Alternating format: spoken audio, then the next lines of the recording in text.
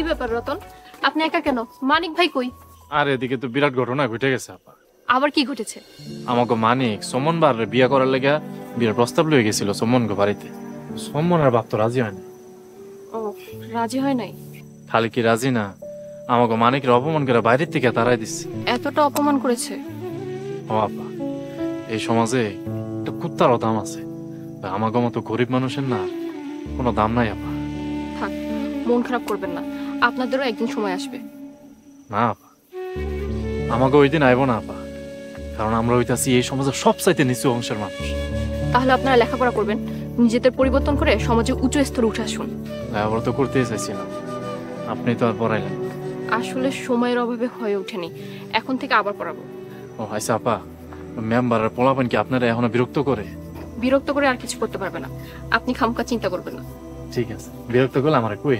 আচ্ছা ঠিক আছে, যা। ভিক্ষা দিয়া যান দিয়া যান আম্মা